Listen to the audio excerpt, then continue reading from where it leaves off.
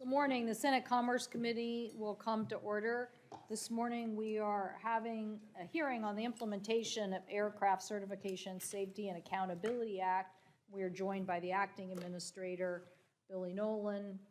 We appreciate you being here. We are here today to measure the FAA's progress in implementing important safety reforms for aircraft accountability, safety, in the act that was passed following 2 fatal crashes in Indonesia and Ethiopia that claims the lives of 346 people. I want to welcome members of what are the inaugural class of the Samia Stumo National Air Grant Fellowship Program. This program, named after Samia Stumo, who was 24 and lost her life in the March 10th accident crash of Ethiopian Airlines Flight 302, reminds us why we need an aviation technical workforce on the Hill and throughout Washington, D.C. These talented young aviation technical experts with aerospace backgrounds will be assisting the FAA and Congress in meeting the complex technical challenges that we face in this field. I also want to recognize the families who lost loved ones in the 2 737 MAX crashes. This Friday, March 10th, will be the 4th year anniversary of the Ethiopian Airlines Flight 302 crash. I cannot begin to imagine their sense of loss, and I know that time has not eased their pain, but we are offering our sincere gratitude for their unwavering dedication to helping us on aviation safety reform. Because of their support and critical input, the Aircraft Certification, Safety, and Accountability Act is now law. And today we will hear from FAA Acting Administrator Billy Nolan about the FAA and what they've done to implement the 2020 Aviation Safety Law, the Aircraft Certification, Safety, and Accountability Act. I will note that we wanted to do this prior to us taking up the FAA authorization bill. We want to get a good sense of exactly where we are on these issues before we dive into things that we also want to evaluate as part of a reauthorization. We have seen near misses and incidents that remind us that aviation safety requires constant vigilance and constant effort, and although we haven't had a major U.S. crash in 14 years, we know we cannot assume that we've done everything, as those MAX instances show us. The FAA must work harder. 3 years ago, it was clear from the committee's investigation into the Indonesian and Ethiopian crashes that our focused workforce and technical challenges have to be top of mind at the FAA, particularly as it relates to automation and human factors. The safety reform bill that we passed obviously made major changes in the FAA direct oversight of the ODA members, that no interference with FAA personnel or their designees could happen, and that the FAA needed to build a technical workforce to make sure that those safety implementations as it relates to certification were called out from the very beginning of the certification process, and that we improve safety by implementing safety system management systems. So today, Director Nolan, we are going to look to you to answer questions about that, and obviously are concerned that the law is still being too slow in its implementation. For example, the FAA has yet to complete a workforce review of the aircraft certification staff to identify and address any shortfalls in the agency's expertise. This is foundational. Emerging aviation technologies and future advances will only continue to press the FAA, so we need the best and most talented workforce. The FAA must lead the world on safety, and the FAA must build that workforce that is going to help us lead around the globe. Congress also put the FAA back in charge and oversight in approving and removing manufacturing engineers on behalf of the FAA. That means that they have the clear line of direction there. This requires a clear course of correction with the FAA's system of delegation, and we want to hear about that progress. We've heard good reports, but we want to know that the FAA is continuing to back up these particular individuals. The FAA has begun work in reforming and continuing to oversee manufacturers on these key issues. So I plan to ask more questions about that. In the committee's aviation safety whistleblower report, employees identified concerns with quality control at manufacturing facilities and with supply chains, and we need to know what the FAA is that it's fully using its compliance and oversight to make sure that we get at these issues. Earlier this year, we called for the Department of Transportation Office of Inspector General to conduct an independent review of the FAA's implementation of the Safety Reform Bill. So their work is ongoing, and we will hold, obviously, the FAA accountable to what the IG report says. So there's still much work to do. We look forward to hearing from the acting administrator today and for continuing to get the safety job done at the FAA. I'll now turn it over to the ranking member, Senator Cruz. Thank you, Madam Chair. In October 2018, 189 people were killed when a Boeing 737 MAX airplane crashed into the sea after it took off from Jakarta, Indonesia. Just 4 months later, in March of 2019, yet another Boeing 737 MAX crashed after departing an airport in Ethiopia, killing all 157 people on board. Today's hearing reminds us of the terrible toll those crashes took on the victims and their families, as well as the life and death consequences of the FAA's aviation safety mission. Soon after the Ethiopian crash, I was among the first members of Congress to call for grounding the 737 MAX. It needed to be grounded until aviation experts could determine what had caused the crashes and could guarantee to the flying public that they would be safe. I stand by that decision. It gave the FAA time to correct critical design flaws in the MAX and to help make it safer. After multiple MAX investigations, it became clear that the FAA's Organization Designation Authorization, or ODA process, which gives manufacturers the authority to certify compliance with FAA design standards, needed to be reformed. Reforms were needed to strengthen the FAA's oversight of the ODA process, to improve communication between ODAs and the FAA, and to prevent agency capture. The investigations also found a need to better address human factors in the overall design of aircraft in this era of increasing automation.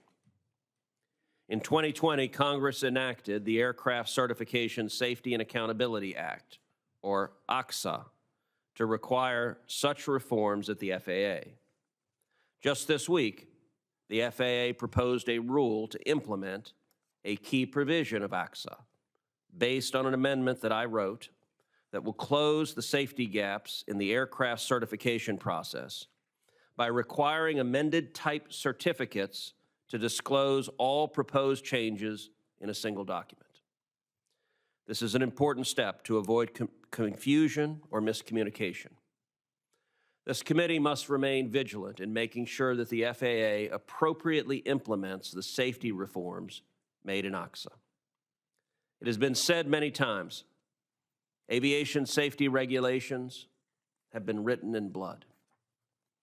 In the case of the reforms contained in ACSA, that is tragically the case.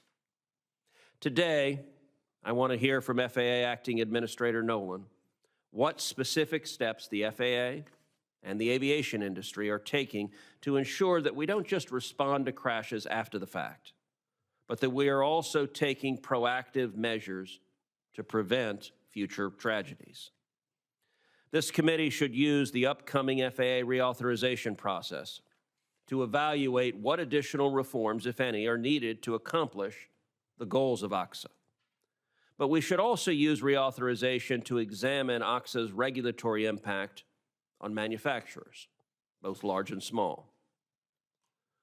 Like practically every member of the Senate, I fly multiple times a week. The numerous recent near misses by airlines just this year are very troubling. Since Administrator Nolan testified before us less than a month ago, there have been 3 more known near misses. That's at least 6 so far this year. In response, Administrator Nolan is convening a safety summit with aviation leaders next week. I look forward to reviewing any recommendations that come from that meeting. The 737 MAX crashes and the problems at the FAA that were subsequently uncovered are stark reminders of why it is so important to have an FAA leader with deep technical expertise. You simply cannot entrust the role of protecting millions of Americans who fly with a person who needs on-the-job training. It's irresponsible. Unfortunately, that's exactly what we would have with President Biden's FAA nominee, Phil Washington. His hearing last week confirmed what's abundantly clear in his resume, that he lacks aviation experience needed to lead the FAA. He was unable to answer basic safety questions about the 737 MAX crashes, aircraft certification, or how a pilot might react when a system malfunctions. And it's no mystery why. Unlike other FAA administrators, including Administrator Nolan, who has decades of aviation experience, Mr. Washington has never flown a plane, has never worked for an airline, has never earned certificates in aviation safety. And it isn't just Republicans who raised concerns about Mr. Washington's lack of qualifications. At last week's hearing, multiple Democrats on this committee did as well. We need a trained aviation professional to be charged with keeping us safe. And today, Mr. Nolan, I look forward to hearing the steps the FAA is taking to do just that. Thank you. Acting Administrator Nolan, welcome. Thank you for being here. You're welcome to give an opening statement. Well, thank you very much, Chair Cantwell, Ranking Member Cruz, and members of the committee. Thank you for the opportunity to be with you today to discuss how the Federal Aviation Administration is strengthening our certification and safety oversight processes and about our implementation of the Bipartisan Aircraft Certification, Safety, and Accountability Act. Before we discuss certification reform implementation, on behalf of the United States Department of Transportation and everyone at the FAA, I want to recognize the families of the victims of the Lion Air and Ethiopian airline crashes. March 10th marks the 4th anniversary of the loss of Ethiopian Flight 302 and all those aboard. Despite the passage of time, my colleagues and I have not forgotten. The FAA understands and embraces the importance of continuously raising the bar on aviation safety. During the past 2 years, we've made significant progress meeting the requirements of the law to improve and refine our certification and safety oversight processes. We're using a comprehensive approach to implement the provisions from the certification reform legislation and the various recommendations received from investigations and independent reviews. We're treating aircraft as complex systems with full consideration of how all the elements in the operating system interact. We're integrating human factors considerations more effectively throughout all aspects of the design and certification process. We're improving the agency's oversight process by ensuring coordinated and flexible flow of data and information. And finally, we are recruiting a workforce that can meet the demands of the future. Maintain our safety record while making improvements that will help sustain our progress. Before we get to your questions, I want to provide a little more detail on our accomplishments, and I'd like to highlight some of the specifics of our work, especially our advocacy for safety management systems, or SMS, throughout all aspects of aviation. SMS is a systematic and comprehensive way to identify and manage risk and drive behavioral changes through increased transparency. As required by the Act, we published a notice of proposed rulemaking to require SMS for certain design and manufacturing organizations, Part 135 operators, and air tour operators conducting operations under Part 91. Because we recognize the value of implementing SMS as quickly as possible, the FAA has enabled stakeholders to develop and stand up voluntary SMS programs while rulemaking is underway. As of today, we have accepted more than 60 SMSs for Part 135 operators, Part 91 air tour operators, and Part 145 repair stations. We accepted another 5 SMSs for design and manufacturing organizations, including Boeing, and working with many more toward acceptance. One of the key themes of the certification reform legislation was ensuring that we incorporate the lessons learned in the months following the Lion Air and Ethiopian crashes. The FAA has fully embraced the direction of Congress in this matter and is driving changes throughout the certification process. For example, the Act requires the FAA to make extensive and meaningful changes to the Organization Designation Authorization, or ODA program. To address these requirements, we now require FAA approval of individual ODA unit members. For certain ODA types, we established a policy to prevent interference with ODA unit members. Our ODA office now employs approximately 50 people with expertise in these areas. We also recognize that the FAA must be able to keep pace with the wave of innovation as new entrants continue to develop novel air transportation projects. Through our Center for Emerging Concepts and Innovation, we have expanded efforts to support certification of new aircraft and technologies, including structured pre-application engagement with companies to identify a clear path to compliance. Chair Cantwell, Ranking Member Cruz, I want to assure you and every member of the Commerce Committee that the FAA is fully committed to the Aircraft Certification, Safety, and Accountability Act. As we continue this work, we will maintain a posture of transparency and accountability, including providing regular briefings with the committee and other stakeholders across the industry. Thank you. Thank you, Acting Director. And prior to this, you were the head of this Aviation Safety Program, which was about 7,400 people at the FAA. Is that correct? That's correct. And some of this may have been involved with this, but some of it isn't.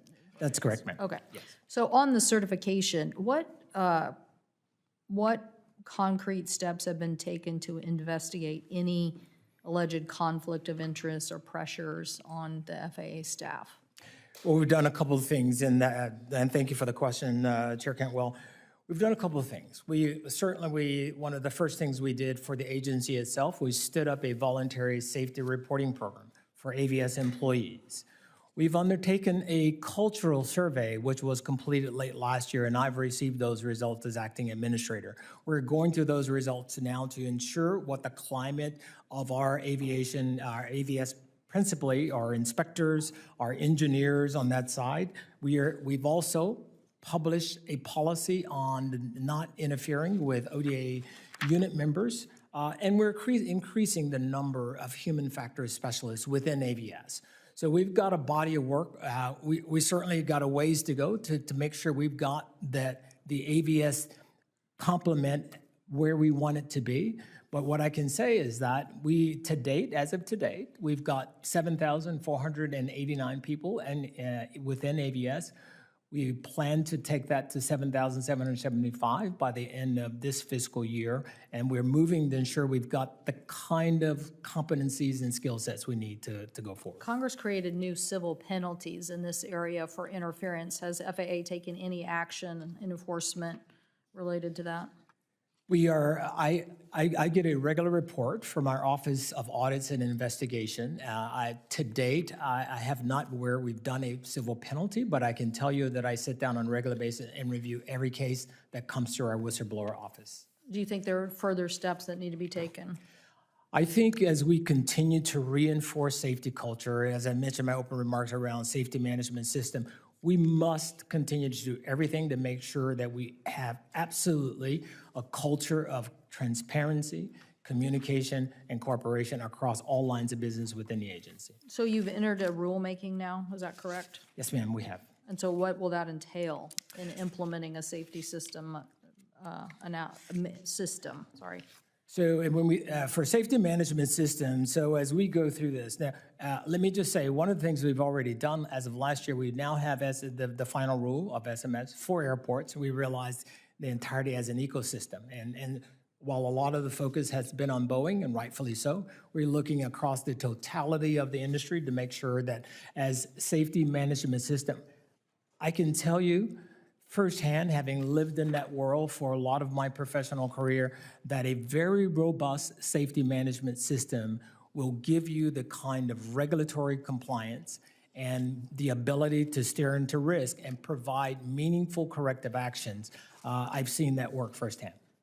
When will this be fully implemented at at Boeing as a manufacturer or other manufacturers? So Boeing and all of the major manufacturers in the U.S. currently have accepted voluntary SMSs, and they are in work. One that is overseen by the FAA.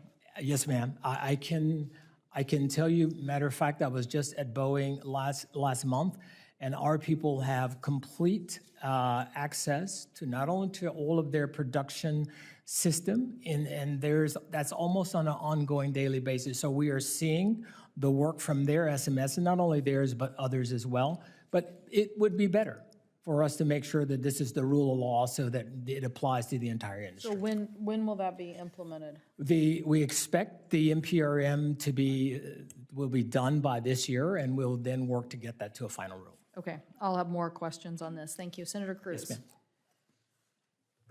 Thank you, Madam Chair. Administrator Nolan, as you know very well, 346 people were killed in 2 horrific crashes because Boeing and the FAA took their eye off the ball when it came to certification of the 737 MAX. In response, Congress enacted ACSA to ensure that what led to those 2 crashes would not happen again. It's been over 2 years since ACSA's enactment, and we now have the opportunity to reflect. Aviation safety isn't static, and it's not something we can take for granted. Instead, we have to be constantly looking to identify safety trends and find areas that can be improved. In your opinion, have the reforms that Congress has enacted already sufficiently addressed the prior safety concerns in the wake of the MAX? Thank you, Senator Cruz, for the question. I do believe so. And number one, we readily accept the direction that Congress provided to the agency on this point. We've enacted over 60% of the requirements of ACSA, and we are working very purposefully to ensure that we get them all done. We are starting to see the benefits, again, with the uptake in the number of SMSs that are in place. As I spoke to earlier, nearly 60 plus 5 among the major design and manufacturing organizations. We're starting to see that level of transparency that we always expected to have. There's more work to be done. We want to make sure through our oversight process that our engineers, our inspectors, our managers in the field feel that they are getting the right kind of information, whether it be from an airline or whether it be from an OEM. And we will continue. That's something, the work is never going to be done. We'll just continue to work that, sir. So the chairwoman and I are working together on a FAA reauthorization, which will provide an important opportunity to make further safety reforms that may be necessary. In your judgment, are there aspects to either FAA's authority or discretion or direction from Congress that needs to be changed or improved in the area of certification? We believe, sir, thank you for the question. We believe that one of the areas we'd like to see is the SMS for Part 145 operators. As we're working through the progress, as one that is not in that proposal, we have it for Part 135, we have it for air tour operators, and we have it certainly for OEM. So we believe that's something we'd love to be able to work with you on that for Part 145 repair stations. Okay, that's helpful. Let me ask you, just on Monday in Boston, 2 United Airlines planes clipped wings prior to takeoff. Also on Monday, a passenger on a United flight, again going to Boston, I don't know what it is in the water in Boston, was arrested after trying to open a door mid-flight and stabbing a flight attendant with a broken-off spoon. What the heck is going on in air travel? Well, sir, thank you. Again, thank you for the question. Let me just address the unruly passengers. We have set a zero tolerance policy around unruly passengers, misconduct in the air, and I can assure you that we will take every step, every tool that we have at our disposal to ensure that the action takes place against any perpetrator. It is just simply not allowed. So what would have happened if he had succeeded in opening the door mid-flight? Let me just say, sir, that on a pressurized flight, it's a plug-type door, so it is overpressurized. So he would not have been able to open the door in flight while it's pressurized. That being said, it still is not the kind of behavior you would expect to see. Well, that's encouraging, and let Let me ask a different set of questions. Yes, sir. Mr. Nolan, you're a pilot, is that right? Yes, sir. How many airlines did you work for prior to being at the FAA? 3. Which ones? American Airlines, Qantas, and WestJet. And at those airlines, what was your role, and did you work specifically in aviation safety? I had multiple roles. I was in regulatory affairs at one point in my career at American Airlines. I was a training captain at one point in my career. I worked in executive safety and group health during my role at Qantas. I was the vice president of safety, security, and quality during my time at WestJet. You know, a point I would make, particularly to my Democrat colleagues on this committee, as you listen to Acting Administrator Nolan testify today, ask yourself a simple question. Do you think Phil Washington could come anywhere close to Acting Administrator Nolan's expertise and knowledge? I think the honest answer would have to be no. I think this is an agency that is incredibly important and is literally entrusted with protecting our lives and the lives of our children.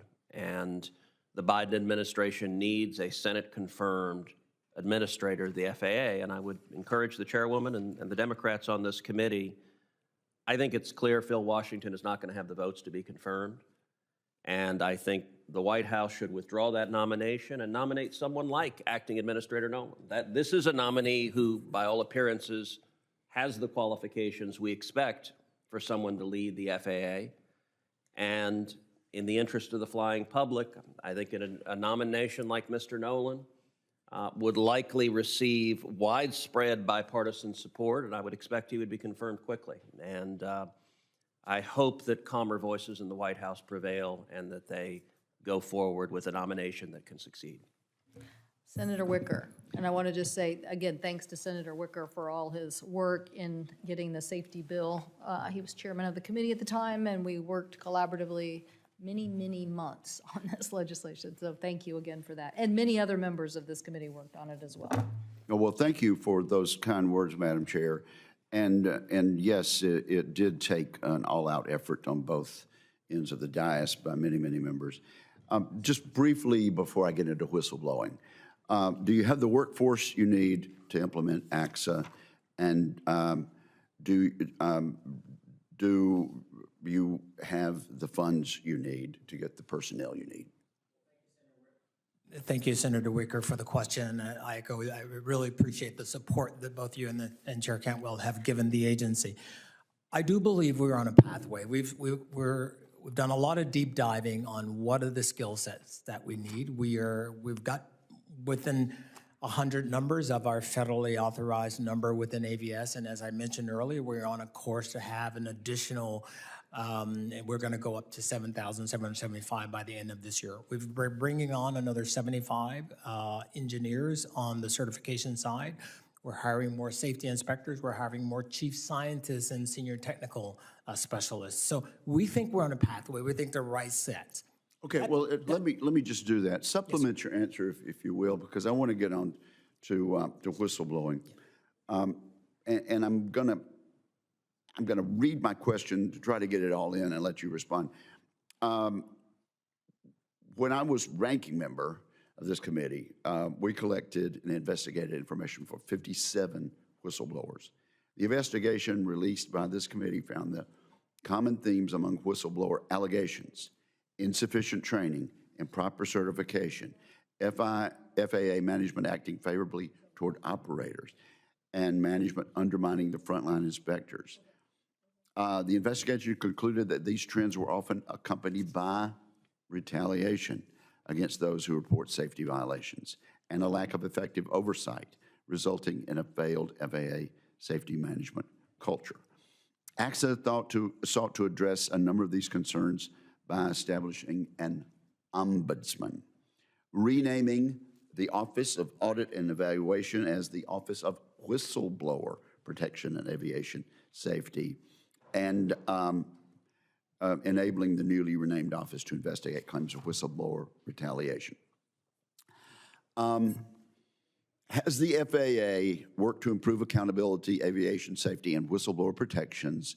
And according to a report released just in January of this year by the Office of Inspector General at DOT. There are 4 specific actions that the FAA needs to take in order to ensure compliance.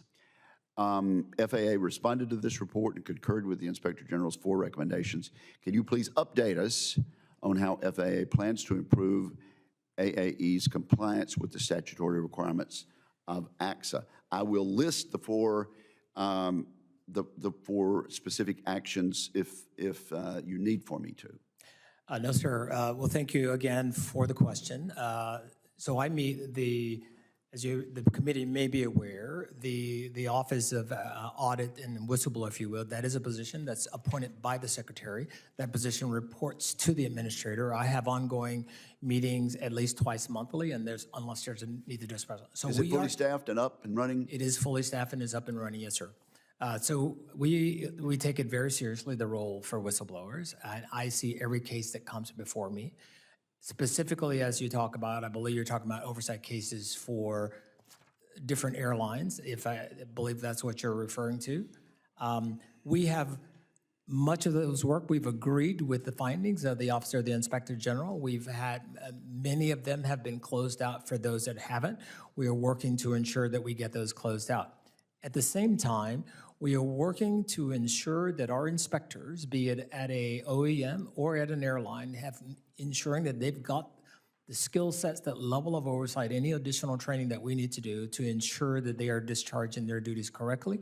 I think there was an issue about whether or not they had done their own independent analysis. So I want to make sure. Now, I would say to the committee, a good, robust SMS would ensure compliance with the regulations.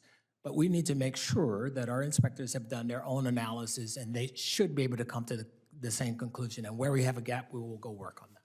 Well, okay, let me just say this, and I say this to the distinguished chair. I take this very seriously. This is a lot of information concerning really abuse of whistleblowers. I think transparency is important. There is no place in the FAA or the federal government for retaliation for people who come forward with legitimate information. And so I hope you will follow the timeline, and I hope you'll get back to us if you have any problems, because this is something that was considered serious enough that it was placed in the statute and those adjustments were made. Yes, sir. You have our commitment that we'll follow up. Thank you. Thank you, Madam Chair. Thank you. Senator Moran. Chairwoman, thank you very much, and Ranking Member for this hearing. Mr. Nolan, thank you for being with us and for your service. Just a few questions. The MAX 737 tragedies highlighted the critical importance of better understanding human factors and their integration into the aircraft certification process. Can you say today that the FAA and global aviation community has a better understanding of human factors and its coexistence within the certification process? Thank you, Senator Moran, for the question. Again, we've made a lot of progress in this space. We are working, one of the things we've done, we're working with universities to help inform the work that we do. And particularly within your state, we have a project with Embry-Riddle. We have a project Wichita State. We are looking specifically at human factors and human factors assumptions. As I mentioned in my opening remarks, we see the aircraft as a system, and that level of interplay when you put a pilot within a system and how he or she interacts, especially as we're seeing rapid advancements in technology, rapid advancements in innovation, rapid advancements in automation.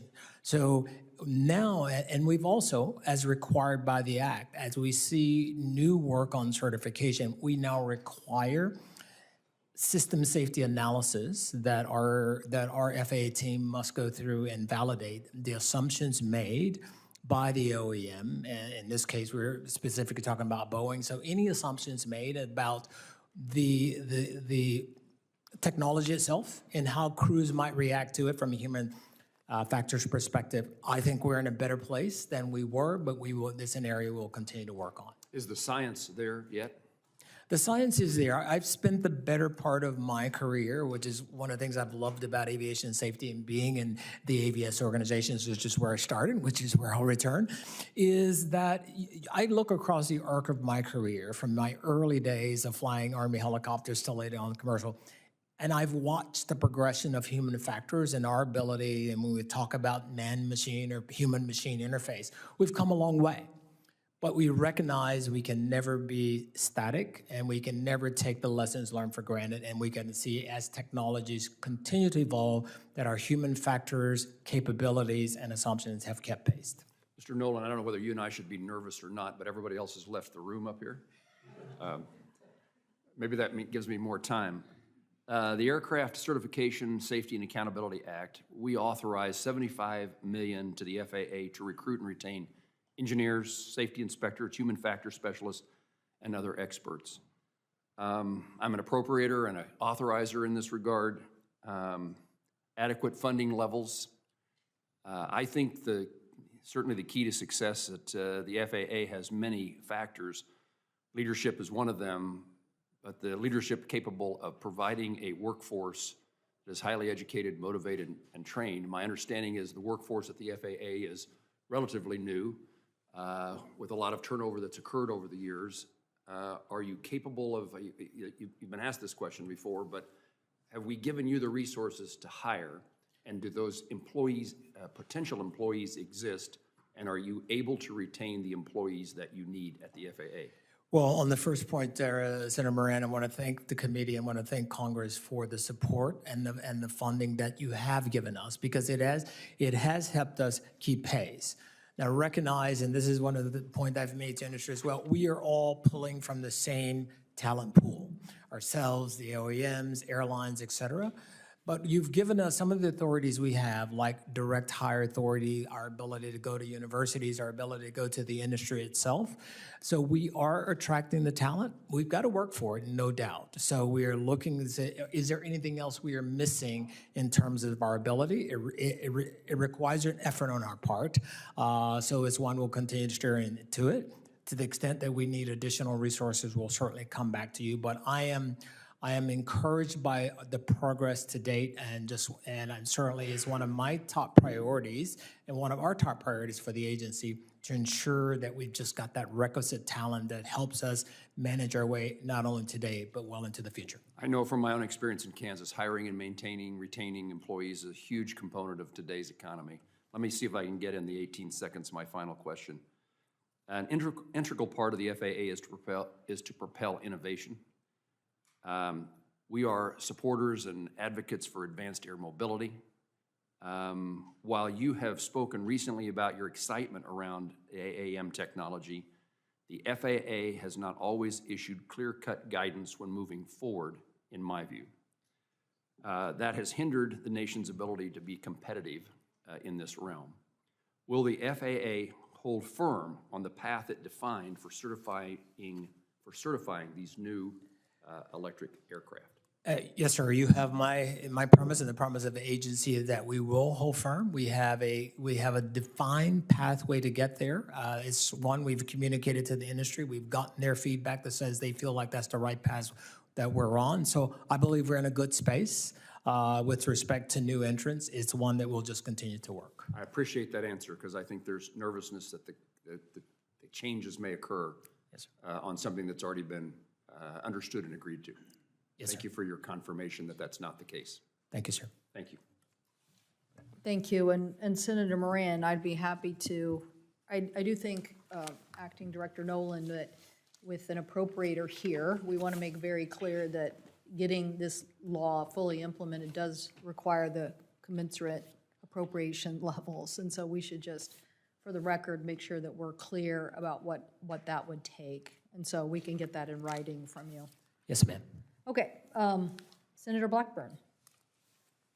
Thank you, Madam Chairman, and thank you for this hearing today. And Mr. Nolan, I want to really follow along on what Senator Cruz mentioned about our concerns with Mr. Washington, his lack of experience, the way he has prioritized DEI policies, whether it was at LA Metro or at the Denver airport, and some of the allegations that have been made there. People want to know that they're going to be safe on our planes. And we had a near miss, a JetBlue flight from Nashville to Boston.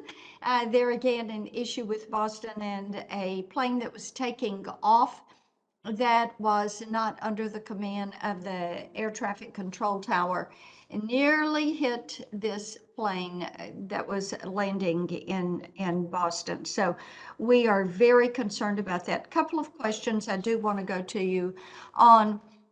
First, let's talk about experienced pilots. I've joined Senator Graham in raising that mandatory commercial pilot retirement age from 65 to 67. This is because of the number of flights that are being canceled. I know American Airlines has canceled nearly 50,000 flights that were on their docket for the summer. And they're doing it because of the lack of pilots. And I've noted that Canada and Japan have raised their age to let older pilots fly. So my question to you is, do you support this, letting pilots fly until the age of 67 and allowing those younger pilots to gain that necessary experience? And these pilots that say we'll take a medical exam, allowing them, if they pass that medical exam, to continue flying. So where are you on that issue? Well, thank you, Senator, for the question. Let me just say on the first point, I do believe that Phil Washington is fully qualified. I support the president and I support the nomination, and we as an agency will be prepared to work and support and work together quite well. On the issue of age is one that is strictly set by the Congress. We will execute any law or any statute that you set before us. So I don't have a personal opinion on whether raising the age to 67 or above is appropriate for me. That's the purview of Congress to set that. Okay, let's talk a little bit about C-band and 5G signals, because I know the wireless industry and the FAA have been working to meet the deadlines on this, and the first deadline is July 23 and a final deadline of 24. And the aircraft that do not meet the timelines will be limited in their ability to operate in the U.S. And Senator Lujan and I sent you and Secretary Buttigieg a letter today about this, because we're concerned by recent reports that the airlines might not be able to meet that upcoming July deadline due to, and I'm quoting the International Air Transport Association here, and their quote was supply chain issues, certification delays, and unavoidable logistical challenges, end quote.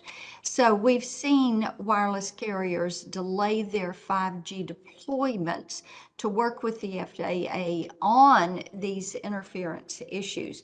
So what is your plan on ensuring that the airlines are going to be prepared to meet the deadlines so that the 5G rollouts are not further delayed? Well, thank you, Senator, for the question. Let me just say that we've taken every step to be very communicative. What we've said is that we believe that 5G and commercial aviation can safely coexist. We have some voluntary mitigations that were put in place by the telcos, but we also have another 19 who are coming into the system itself. Our goal is to ensure that airlines can operate safely. We've identified a risk in the NAS, one that must be addressed. We believe we've given the right amount of time to do that, and so we have no plans at this point to change the timing on that, and we've communicated that very much to the industry itself. Okay, thank you very much. Thank you, Madam Chairman. Thank you. Senator Rosen. Well, thank you, Chair Cantwell, and of course, Ranking Member Cruz, for holding this very important hearing here today. And so, Mr. Nolan, I want to just dive right into the FAA certification workforce, if you will, because a 2015 audit by the Department of Transportation's Inspector General found that the FAA lacked a comprehensive process for determining aircraft certification staffing needs. Then in 2019, in the wake of the 737 MAX 8 crashes, the Joint Authority's Technical Review recommended that the FAA conduct a workforce review of its Boeing Aviation Safety Oversight Office. Finally, in 2021, a Department of Transportation Inspector General report highlighted the FAA's need to recruit, to hire, and to retain a skilled workforce with the technical expertise and abilities required to ensure safety in a rapidly evolving aerospace system. And so to address this, the Aircraft Certification Safety and Accountability Act does direct the FAA to review its certification workforce to determine whether the agency has the expertise and capability to both assess the safety implications of new technologies and procedures that are used by aircraft designers and their manufacturers, and also oversee the adoption of these. And so I know that the FAA published its Aviation Safety Workforce Plan for 2020 through 2029, and you're taking the issue very seriously. But in your personal assessment, does the FAA today have the workforce it needs for effective aircraft safety oversight? And how are you going to plan to address the evolving needs going forward? What can we here in Congress do to help with this critical workforce? Well, Senator Rosen, thank you very much for the question. We do appreciate the support of Congress in this critical area.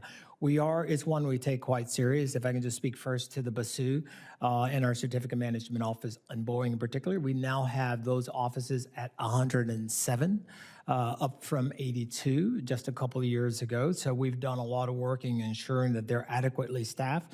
We've also augmented Boeing in particular with another 35 FTEs from other parts of our certification team. We are working to the point on ensuring that going forward that we do have those requisite skill sets among our inspectors. We have a robust workforce planning and training division. Our report will be made public here in the not too distant future, within a matter of weeks. But it's one we'll continue to work at because the industry continues to evolve, and we want to make sure that we're keeping pace with it. So it is a top priority for us. We're working with outside consultants on it as well, but we'd love to work with you on that to make sure that there's nothing that we've missed in that regard. Yeah, I think we probably need to update it and keep it rolling as technologies keep improving. But I want to continue on this workforce training issue because the 2020 GAO study found the FAA only infrequently examined gaps in critical competencies among its safety inspectors and engineers. It also found that the FAA did not routinely assess its training curriculum for these safety inspectors and engineers. And the GAO did recommend the FAA assess the workforce competency gaps and safety curriculum. So have you implemented the GAO's recommendation? And if so, how have they impacted your workforce and skills needs? And if they haven't been fully implemented, can you give us a timeline of what you're planning to do there and maybe what assistance you might need? Well, thank you. Thanks again for the question. We're working on multiple fronts to address the requirements. Again, as I said, we are working within AVS, within both our flight standards and the certification to make sure that the training has kept pace. And we're also identifying the gaps. So we have not completed that work yet. We do expect it to be done by the end of this year, or if not sooner. But it is one that we want to make sure that we've kept pace. And again, we'd love to work with you more on that. Thank you. And will that include building a curriculum covering current new aircraft technologies, human factors, project management, these kinds of resources for continuing education and training that our inspectors, engineers, and other employees need? Will Yes. that be part of the plan we can look forward to? Yes, ma'am, it will. Thank you. And I just want to, well, I have 20 seconds left, so I'll ask this for the record. I want to ask how the FAA is tracking and measuring progress towards streamlining aircraft certification and flight standard functions, but with a few seconds left, I know there's folks behind me. I will submit those for the record. Thank you for your answers. Thank you, ma'am. Thank you, Senator Rosen. Senator Budd, are you ready? Yes, Chair, thank you. Thank you. Senator Budd. So again, welcome back. Good to see you again. And thank you, Chair. You know, the most important job of the FAA is to ensure aviation safety. The Aircraft Certification, Safety, and Accountability Act and this hearing are squarely focused on the FAA's aircraft certification process. It's unfortunate that the nominee, Phil Washington, could not answer my questions about the FAA certification process. I was shocked that the candidate to lead the FAA didn't know the FAA's 3 aircraft certification requirements. Mr. Nolan, as you know, one motivating factor behind the certification reform bill was that FAA's employees had insufficient knowledge of the 737 MAX's complex MCAS, or Maneuvering Characteristics Augmentation System, which led to 2 tragic crashes. In both instances, pilots were unable to overpower the MCAS's erroneous control inputs. A DOT special committee that evaluated this incident recommended the FAA reevaluate its workforce strategy for aircraft certification to better adapt to industry changes. The bill, which is the subject of today's hearing, authorized $75 million over 3 years for the FAA to recruit and retain qualified engineers, safety inspectors, and software technical experts.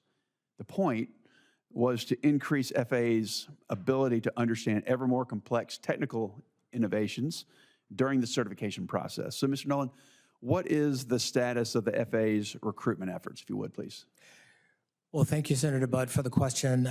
Let me just say, if you walk the halls of the FAA, you'll see that there have been 18 administrators and 4 actors, so a total of 22, and they have all brought various degrees of expertise.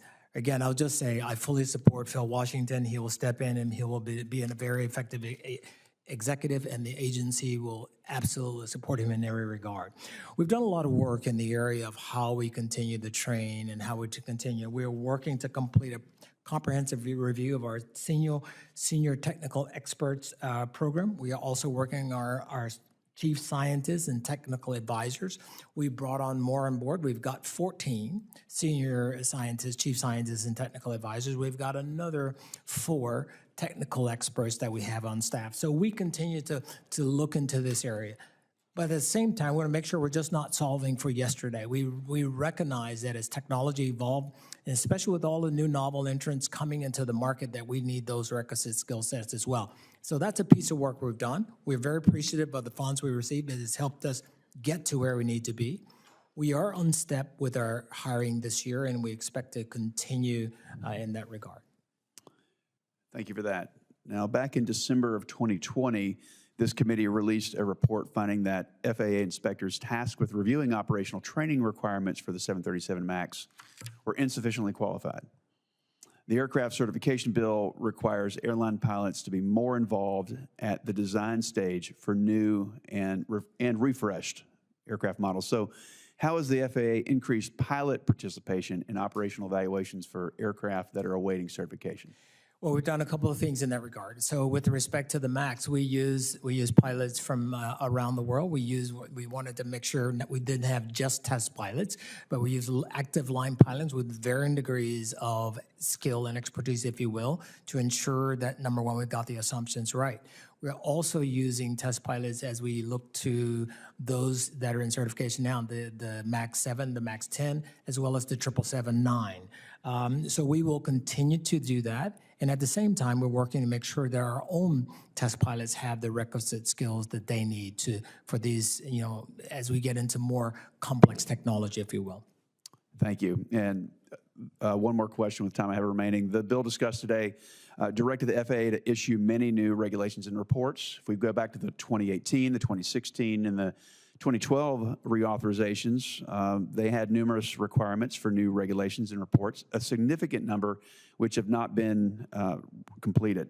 In the case of the 2012 reauthorization, industry has been waiting for nearly 11 years for some new regs to come out of that. So what's causing these delays, particularly with these new regs? Well, thank you for the question, Senator Budd. if you look, there's a clause that says, certainly we have to work through the Administrative Procedures Act. It is a very, I don't want to use the word laborious, but I'll say you just got to work through that. And part of that is by design to make sure we just aren't flippantly sort of putting new regulation out there. So we are methodical. We're required to do cost-benefit analysis. We're required to put it out. We first start with a notice of proposed rulemaking. We put that out for comments. We adjudicate the comments. We work back through different parts of government, from the agency to the department to OIRA to OMB. And that's the process we go through to be able to turn it into a final rule. We certainly, across the agency and the department, we continue to look for ways that we can streamline our own internal processes to make sure that we're faster speed to market. But it is indeed a deliberative process, but certainly we are giving it all the attention and priority that it deserves. Thank you. And again, thank you for being here. Chair, I yield back. Thank you. Thank you. Senator Thune. Thank you, Madam Chair, for holding this important hearing today and to examine FAA's implementation of the Aircraft Certification Safety and Accountability Act.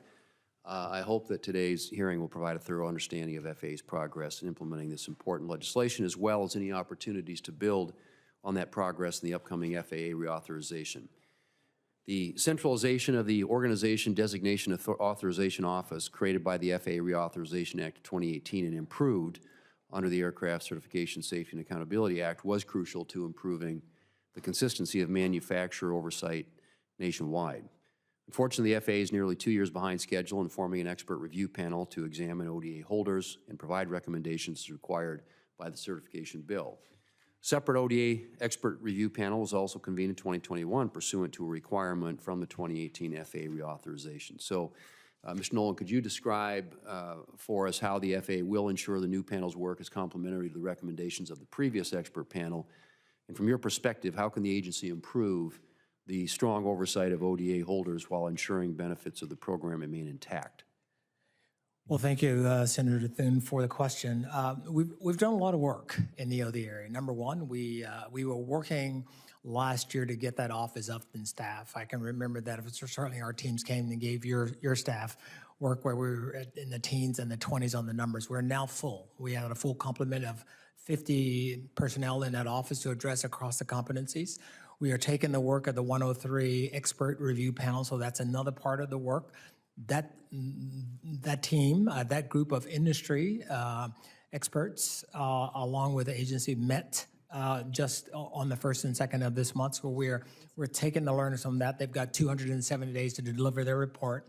And we continue to work on everything around the ODA to make sure we've communicated policy out there about non-interference with unit members. We also are working to ensure that level of oversight by our unit members, but also by our leaders in the field, principally at Boeing, but elsewhere as well, that it is there and they sense that it's working well. Now, I will tell you, I've done visits to Seattle. I've done visits to South Carolina. I've visited Airbus. I've visited Embraer. And so that's part of my first and foremost answer that I ask our team. How are you doing? Are you seeing any interference? And are you getting the right amount of transparency that you need from the OEM? And overwhelmingly, the answer to that has been yes. Doesn't mean we're claiming victory, but we certainly made a lot of progress in this regard. As I mentioned at the hearing last week on February 8th, Senator Warner and I introduced the Increasing Competitiveness for American Drones Act, which directs FAA to establish a regulatory framework for beyond visual line of sight UAS operations. I believe that a clear framework for such operations is critical to the safety and efficiency of the NAS. And I intend to work with the chair and ranking member to integrate this legislation into any FAA reauthorization bill. So could you describe the FAA's current work to create a beyond visual line of sight regulatory framework and otherwise streamline the airworthiness approval process for UAS? Yes, sir. Thank you for the question. We, as you are aware, we stood up a beyond BVLOS, Beyond Visual Line of Sight ARC, Aviation Rulemaking Committee. We put that out for public notice, and we've got quite a few comments in. We're in the process of adjudicating those, and then we'll work to get that into the NPRM. It is absolutely one of our highest priorities. We've also stood up an integrated team within the FAA we have what we're calling I-team. So we're looking at UAS, we're looking at eVTOLs, we're looking at what will be required to operate in the NAS. We're looking at electrification. So we've got a very much of an integrated approach to this to ensure, and our goal, our top priority is ensure that we can enable this technology and do it as timely as we can, consistent with ensuring that we've met our safety mission. So in drafting the bill, Senator Warner and I worked to address the concerns of incumbent users of the NAS, especially those operating at lower altitudes. And by that, I'm referring to helicopters and agricultural aviation. How are you? That said, more work will need to be done at the agency to ensure the safe coexistence of UAS with these stakeholders. So how will the FAA work to ensure the safe coexistence of nascent, beyond visual line of sight operations with some of those incumbent users at lower altitudes?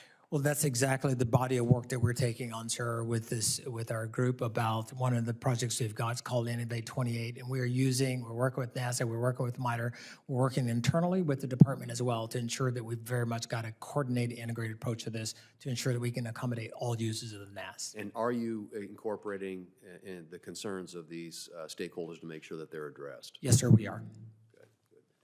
My time's expired. Thank you, Madam Chair. Thank you. I would just point out that that ODA expert review panel, besides, representatives from machinists and SPIA also, I think is good news that Javier De Luis is on there. Yes, ma'am. He is an MIT aerospace engineer, unfortunately lost his sister on the Ethiopian crash. So we're very glad that his voice in representing families will be there. Senator Klobuchar, are you? Ready? Okay, Senator Klobuchar. Thank you, Mr. Nolan. Good to see you again. And Thank you, ma'am. thanks again for talking to Senator Moran and I in our roles as head of the Travel and Tourism Caucus. As you know, Senator Moran and Capito and I worked together to introduce the bipartisan NOTAM Improvement Act. We've talked about this, I think, to create an FAA task force to recommend improvements to prevent future outages in light of what happened a month or so ago. The House version of it has passed, actually, led by Representative Stauber. And the task force would be composed of representatives from air carriers, airports, airline pilots, aircraft dispatchers, FAA personnel, unions, as well as aviation safety, cybersecurity experts. Do you agree that in order to effectively modernize our system, we need to have all parties involved at the table? Yes, ma'am, I absolutely agree. Okay, very good. And we're hoping we can get this done quickly, given that it's already passed the House. I also want to talk about the Safe Skies Act. I think safety isn't just about the quality of the planes. It also depends on our aviation workforce. A tired pilot is a danger to themselves, others in the air, and those on the ground. I introduced the Safe Skies Act to take the rest requirements put in place for passenger pilots and apply them to cargo pilots who currently have looser rest requirements. Do you agree that cargo pilots should operate under the same fatigue rules as commercial airline pilots? What I would say, that, Senator Klobuchar, is that these are managed vis-a-vis a part of the safety management system. Every airline is required to have a fatigue management system, and we've looked at that in depth. And so far, everything that we see have pointed to no additional risk on the part of cargo operations. But as one, we also remain open. Are there additional findings and are different areas for improvement? Okay. Well, I hope you'll look at this bill. Rural airports, we have 256 smaller airports across the country. That's helped by the Contract Tower Program, and it works very well in Minnesota. Do you commit to ensuring that rural airports have the updated air traffic control towers and facilities they need to accommodate the rising air traffic levels that they're experiencing? Yes, ma'am. We will commit to continuing to work with you on this. Our goal is to ensure that we've got that level of service across the NAS that serves every one of the constituents of the NAS. So we will certainly look forward to working with you more on it. Okay, very good. Following the two tragic airplane crashes in Indonesia and Ethiopia that took 346 lives, including a man from St. Cloud, Minnesota, We worked to pass, with the chairman's great leadership, the Aircraft Safety and Certification Reform Act of 2020. I know you already talked to my colleagues, Bud and Rosen, about FAA and how they're training existing staff. Could you talk about recruiting staff and what you're doing? Yes, ma'am. We're using this, taking that same sort of approach, right? We've sit down as an executive team and certainly within our aviation safety services to say, what are the skill sets we need not only for today, but for tomorrow, especially as we see novel entrants come into the marketplace. So we want to make sure we got the skill sets. One of the challenges I mentioned is that we are all pulling from the same talent pool, but we are using every effort with our disposal. We're reaching out to universities, industry itself, to ensure that we get the right talent for the agency. All right, thank you very much. I'll put the rest of the questions in writing, but I really appreciate you being here today. Thank you, ma'am. Thank you. Thank you, Senator Klobuchar. I know we have a couple of members who are on their way, and we also have votes going on. So hopefully we'll get these members in here and questions answered. And but if anybody else is, any other member offices, if they could please. Well, I actually have one more Okay, question. we'll go If you'd right like me ahead. to filibuster, Well, Madam Chair. I was trying to be certainly have nice a to the follow-up. fellow members. Yeah, I have follow-up too. Yes, but you go- do. I'll but do go- one, and Yes, then go ahead. you Go go right ahead. ahead, Senator Klobuchar.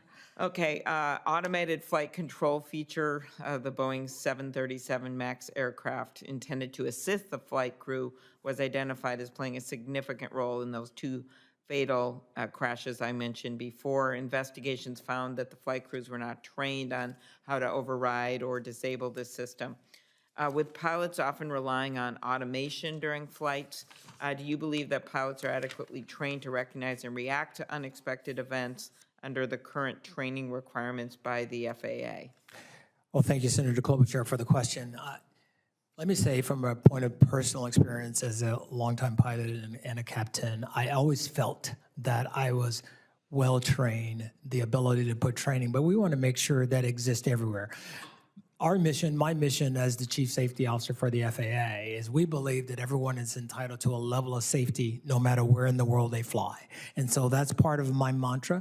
The training is there, but we continue to look for how do we improve that. This is another critical aspect for safety management systems. So you have the ability to identify, there's lots of data that the airlines have in terms of their training. And we want to make sure, and we are working also with our international partners, with civil aviation authorities. We've published last year the advisory circular on flight path management, part of which gets, with automated system, ensuring that we don't get into a state of over-reliance on automation, over-reliance on technology, and that our pilots continue to maintain and hone their manual flying skills. So it's one that's top of mind for us. Okay, thanks. Thank you, ma'am. Senator Welch. Thank you very much. Welcome, Mr. Nolan. I wanted to focus on the staffing requirements that are necessary to make certain that there is careful and timely review of electronic aircraft. And so I wanted to ask you a few questions about that. That's an emerging technology. Vermont has a company that's very much involved in that.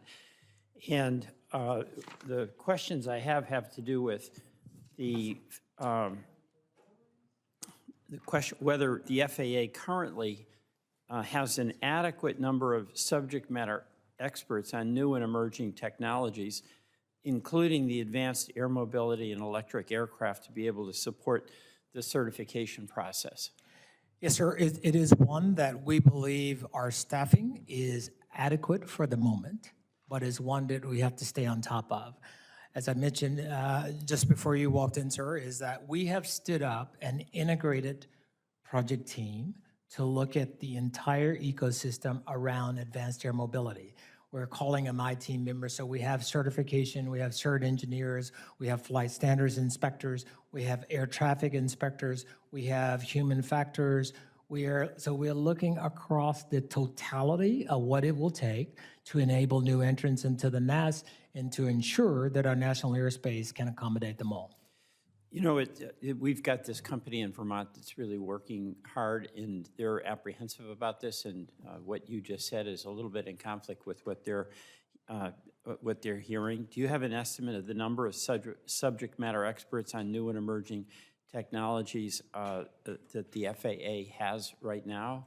I don't have a number right off the top of my head, but I'd be more than happy to follow up with staff on that, sir. Well, you know, it'd be good to do that because this has got to be specific and concrete. And by the way, staffing issues are rampant everywhere. So I'm sure that's a real challenge. If I may, sir, with your permission, I would say for every company that's out there, we have a very structured process. We stood up in 2018 the Center for Emerging Concepts and Innovation, expressly to be able to take new entrants, and we're doing it early in the process. They come to us, they tell us what they have, how they operate, the complexity of it, and we can decide where we need to plug them in. Those offices are adequately manned, and we are also, we've upgauged this at the leadership level as well to make sure we've got that level of oversight. Okay, I'd like to just be able to be in regular communication with you if I'm hearing that there are problems on the ground. You have my commitment. Yes, Yeah, sir. the quick turnaround, timely turnaround is really going to be important, as you know. As the FAA continues to implement provisions of the Aircraft Certification, Safety, and Accountability Act, it's obviously important that the agency meets the implementation timeline requirements that are included in the law. It's been over 270 days since that bill was passed in December 2020. And as the committee continues its work on FAA reauthorizations, it'd be helpful if you could let us know whether the agency needs more resources to meet workforce challenges, and when do you expect the FAA review will be completed? Well, on the review itself, we do expect it to be completed by the end of this year. So we are working hard there. We recognize when we got into it, sir, that we just need to make sure we get it right and make sure that we have the capacity and the capabilities and the talent to be able to stare into the future and not Any idea when that will be done? It will be done by the end of this year, yes, sir. End of calendar year 2023. Exactly. And as the FAA does complete that required review, I just want some reassurance of your commitment to reviewing FAA's current staff capacity in the electric aviation space. You have my commitment, sir. Thank you very much. I'm going to yield to Mr. Vance. Thank you, Senator Welch and Mr. Nolan. Good to see you again. Welcome back. I just wanted to ask a couple of questions about the 737 MAX and some of the safety remediation that's been done and maybe what the agency has learned in response to it. So just to recap here, my understanding, and please correct this if this is wrong, my understanding is of course you have 737 MAX, which was developed on the existing Boeing 737 platform. They developed a couple of larger aircraft engines, and the basic idea was that the aircraft engines, while they would make the plane more efficient and maybe a better modern flight, a better modern plane, that one of the issues it might actually increase the angle of attack such that you would increase the risk of stalling. And so they installed various hardware and software devices to sort of level off the plane if it reached a risk of stalling. Unfortunately, the manual override on some of those automatic stabilizers that would prevent the plane from climbing too quickly failed to be properly overridden, or maybe the pilots didn't have proper training for the new avionics. And so you had a couple of pretty catastrophic incidents, and of course we're all worried about that. I know you are, and certainly I am too, and we want to make sure that doesn't happen here in the United States. I guess just sort of a threshold question. Is that basically right? Is that sort of summation of where we are with the 737 MAX? Is that correct? I think you've captured it well, okay. Senator Vance, yes. So maybe explain to me, my understanding is that as of about 2020, with some additional pilot training requirements, you guys effectively reauthorized the 737 MAX for flight in the United States in 2020. Is that correct? That's correct. Okay. So one worry that I have, and we've had a couple of incidents that have come to our attention in our office that I just wanted to highlight here. If we could, so I would just point your attention here, and if you can't read it, I'm happy to read it. But so the first is an American Airlines flight, January 20th, coming from Miami. This is a very new Boeing 737 MAX, and the flight is American 2692, pan. Due to a control failure with our stabilizer trim, we'd like to remain at 7,000 while we work some issues. Do you know what pan is? I do. Okay. Yes, sir. So sort of, it's a non-emergent sort of call for help. Okay. That's correct. So that was an American flight in January 20th, and that's just a couple of months ago. And this is the February 24th flight, 2023, Phoenix, Arizona. I may be especially worried about this because my own family has flown on a 737 at Southwest out of Phoenix, Arizona before. But Southwest 9017, we need to turn back towards Phoenix, and we're going to declare an emergency. We just declared, just because it's a brand new airplane and the autopilot is not, the trim system is not working on the aircraft. It's not trimming at all, so we're having to do manual trimming. When I look at that with relatively new aircraft, I guess my automatic reaction is the 737 MAX actually safe? Have we done the necessary work here? Does your agency, do you feel confident that we're actually in a position here where we can say the 737 MAX is doing what it needs to do in light of the fact that we have some pretty recent safety complaints here? Yes, sir, I can. I can say categorically that the 737 MAX airplane is safe. Okay. So maybe try to square the circle for me a little bit here, because you say that it's safe, and I certainly would like to believe you, and I certainly know the agency has done a lot of work to ensure its safety. Why are we still having pilots express some concerns about very new off-the-line 737 MAXs if the FAA thinks that these things have been brought up to speed? Thank you for the question, Senator Vance. What I would say, without knowing the specifics of this particular flight or in the aftermath, what may have been the finding from aircraft maintenance at these two carriers, I'd want to know more about in the eventual case. Without getting too technical, within a quick reference guide, you have different sort of indications, different things that might happen in flight in which crews are trained and prepared to deal with, as they did in both of these cases.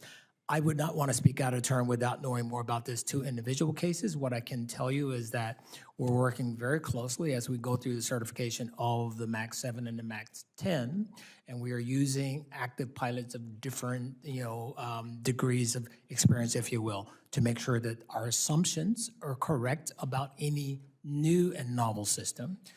Recognizing that there are things on an airplane that have always been there, like stabilizer trim, like other things, Sure. and provisions for something if you've got a malfunction of that sort. Sure. So let me just make a couple quick final comments, because I know I'm out of time here. One, just a request, Mr. Nolan, and I'd love for you to maybe sort of look into this in some detail and try to understand a little bit. I understand planes have problems, most of the time, thank God that they're not catastrophic.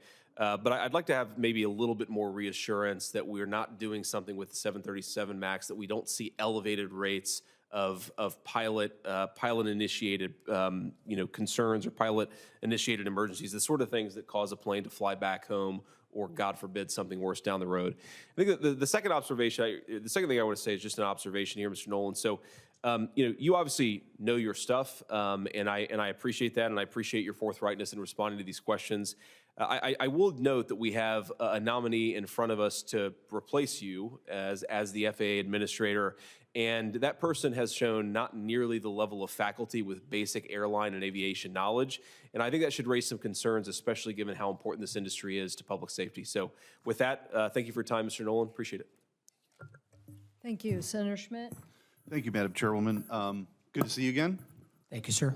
I wanted to follow up. I know you've been asked this, and I've heard bits and pieces of it, but what I wanted to focus on is the whistleblower protections included in the new ACSAA.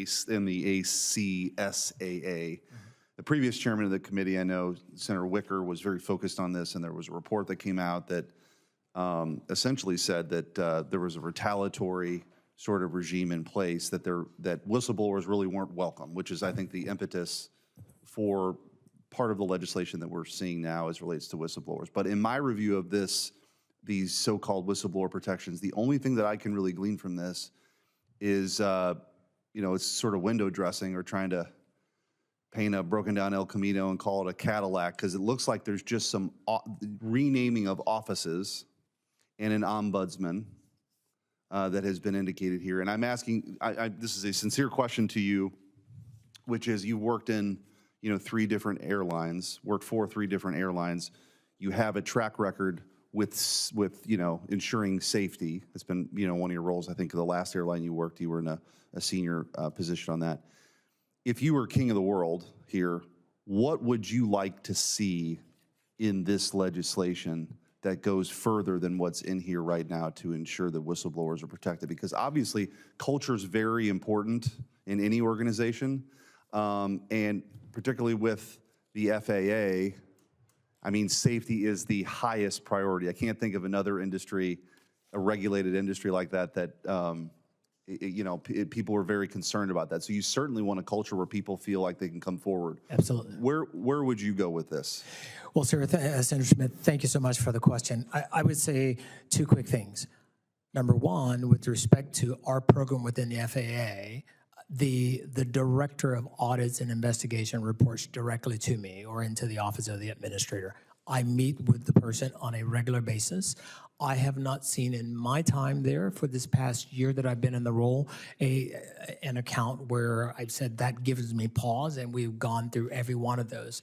For the ones that we've seen in the past, what I want to see and what I would like to see is that we've got strong, robust safety management systems in place at every airline and at the OEMs and all the other operators that we require. I also want to see that there's a level of transparency, and that when our inspectors in the field or manager or whomever highlights an event, that we run it to ground and that we ensure that there's absolutely no pressure. I can assure you, on my watch, we have not tolerated any pressure on behalf of our employees or inspectors in the field that we have not addressed.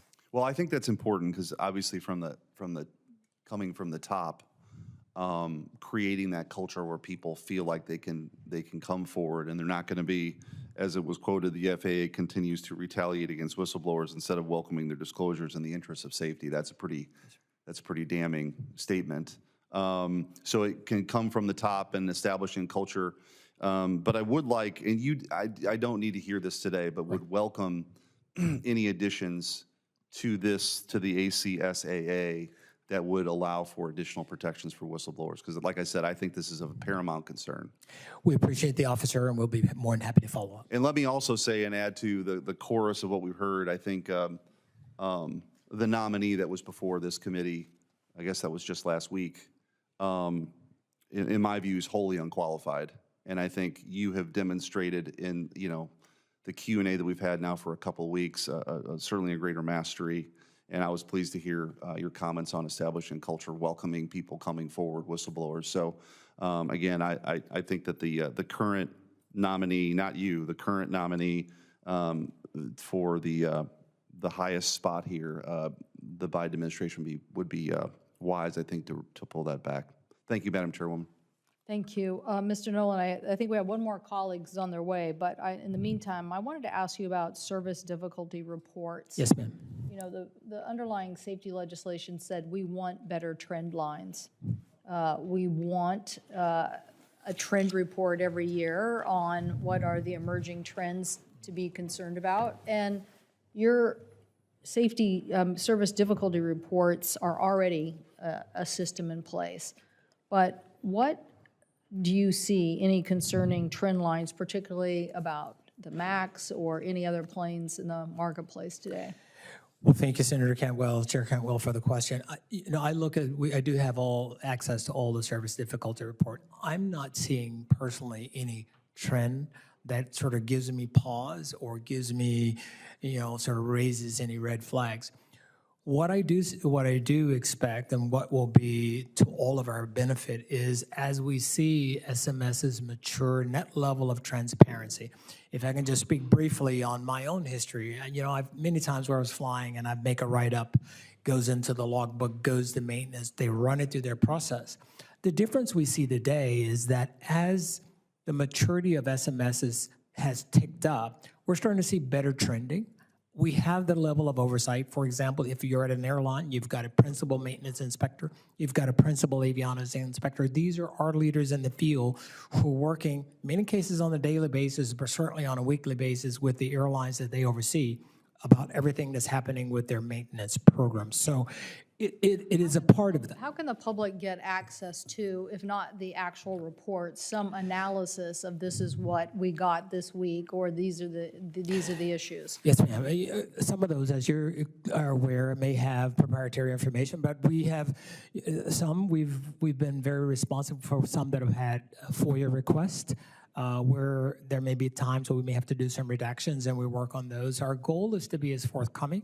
What I think for the committee, we can continue to work to see how we get you the information you need in terms of trends that we may be seeing in the NAS. But just specifically to this, there's nothing in what I am seeing today that says there's a trend on a MAX or a 7.8, et cetera. I would like to work with you. I want more transparency here. I don't want people to believe that there's something out there that they don't have access to or information that they don't have.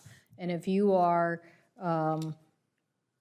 reviewing that, which obviously the FAA, that's a key charge of the safety group that you had been running, is to make sure that that information is disseminated or that we follow whatever information is there.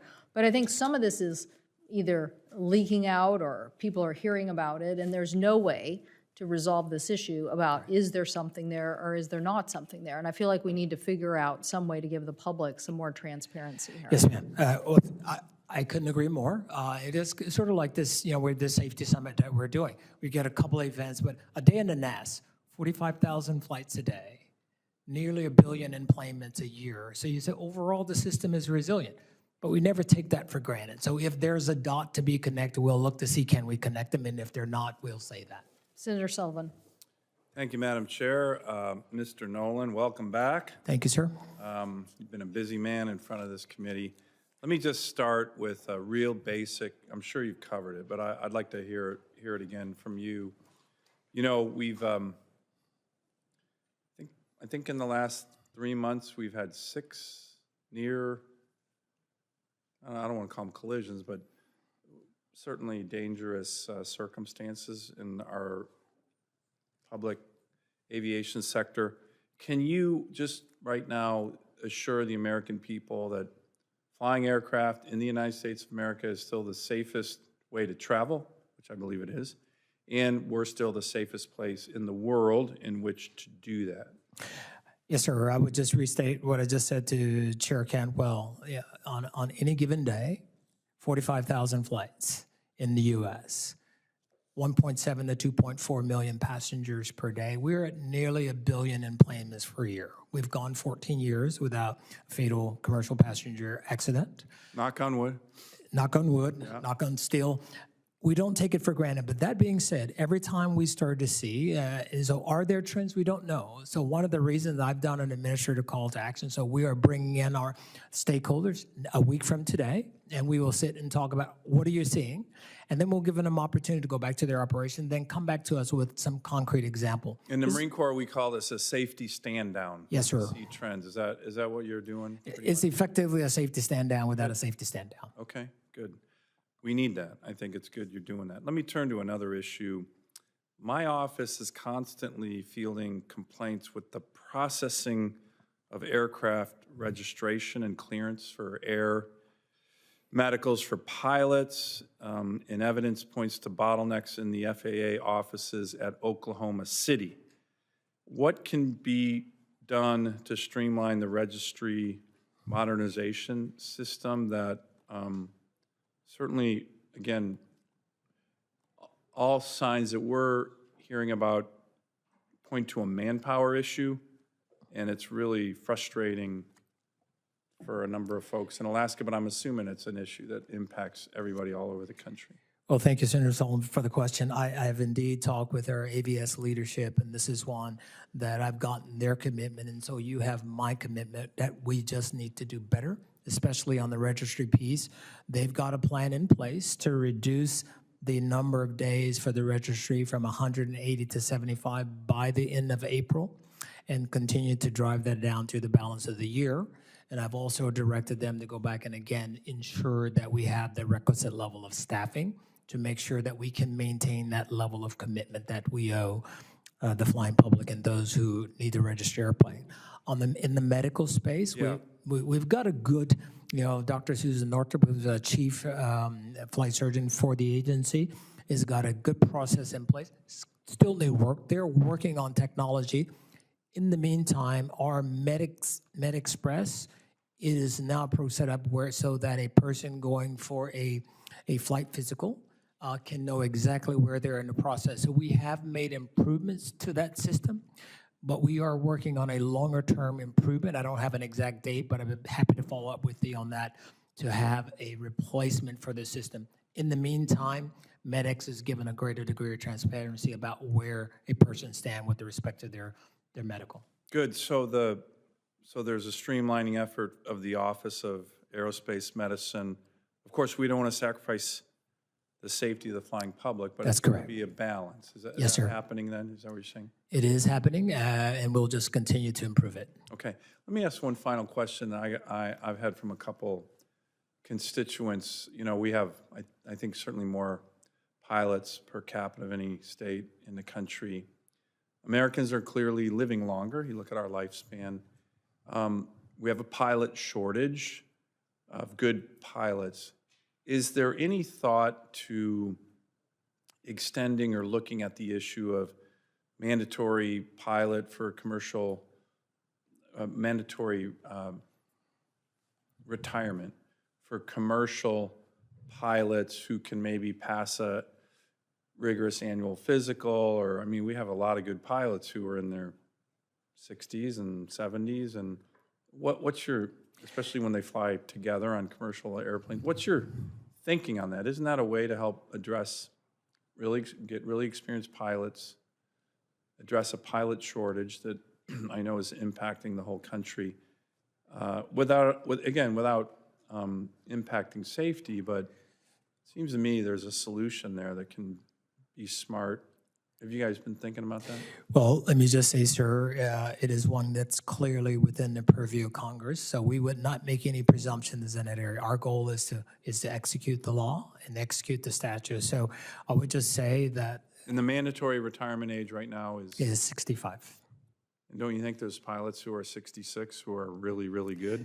I think if you're asking Billy Nolan what Billy Nolan personally think, but I think as an agency, our goal is to follow the law.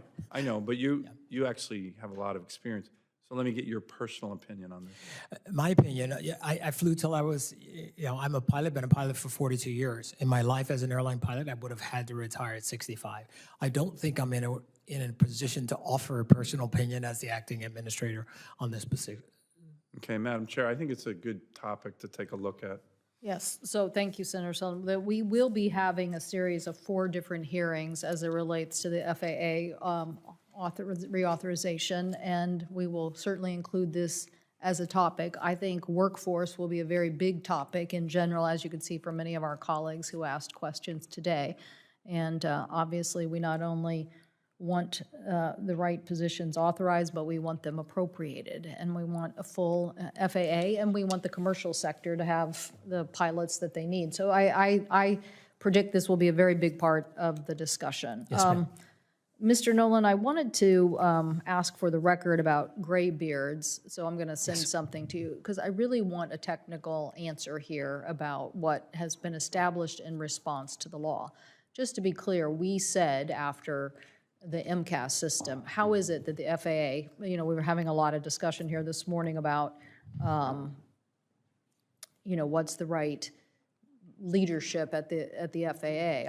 I would definitely say the issue of regulatory capture was a very big issue in us writing the safety bill and making sure that people reported to the FAA and the FAA felt responsible. Yes, ma'am. So one of the issues is the fact that you were supposed to hire graybeards, sophisticated people who are working to understand the technology at the beginning of the certification process. Yes, ma'am. So I understand that you have done that, but that you are doing it by segmentation. Is that correct? That is correct, Chair Cantwell. We're at 14 sisters, chief scientists and technical assistants. We're looking to hire an additional 4. We have 4 senior technical advisors, and but this is one we just have to continue to stare into to make sure, do we have it right? Not only for today, but as we stare into tomorrow, right, as this new novel. So we're committed to it. And like I said, so with this 14, another 4, we got 18 with the plan to hire 4 more. But these are people that you think represent the sophistication on the technology side of today's certification process? Yes, ma'am. Okay, and you have the funding for that? Give me some examples of people who were missing before but now are part of the team. As you look at that across this sort of competencies, right? And when we think about certification, and when we think about the changes, as we think about the evolution of technology, one I know that you're very passionate about, this is the kind of skill sets we want as we move forward. As again, I've gone out and I've flown the MAX 10 simulator. I've been to Airbus and flown the A380. I've gone to Embraer and flown their newest airplane, making sure we get it right and making sure that our technical experts, as we go through the whole design and certification process, that we've got the level, if there's something someone needs to go press the test, let's make sure we got that right. That's the kind of expertise that we're looking for. So we continue to work at it. Well, for us, it's making sure that in the beginning of the certification process or anywhere during the certification process, that another MCAS isn't projected as part of a system and people don't understand it. Yeah. That's the key. Yes, ma'am. And so you feel like that this group that you now have on the technical side is providing that level of technical expertise up and down? I do indeed, having spent time with our folks, not only in Seattle and in there, but also on the cert side, and I've sit with our team. I will say, it is our expectation now, and I think I commend the Congress for this, right, as part of the act, that we're getting all of this information. We want to make sure that we got it all up front, that we understand at the very outset of either design for a new type design or an amended type design, that information is there. What we are seeing vis-a-vis these system safety analyses that our team are now doing, that's again giving us a better degree of transparency there, and we're going through those very purposefully to make sure we get it right, that we don't have a repeat. Yeah, well, we'll give you some additional questions for the record as it relates to the details on that, because we really want to understand how it's functioning within the FAA. We just want to make sure that we understand how it's been set up and what oversight it has by each type of certificate process. We think it's a very important aspect of the certification. Okay, well, that seems to complete our hearing this morning. We'll remain open for 4 weeks until April 5th. Any senators who'd like to submit questions for the record should do so in the next 2 weeks by March 22nd. And we ask that you have your responses by April 5th. Yes, ma'am. Thank you so much. Thank you, ma'am. We're adjourned.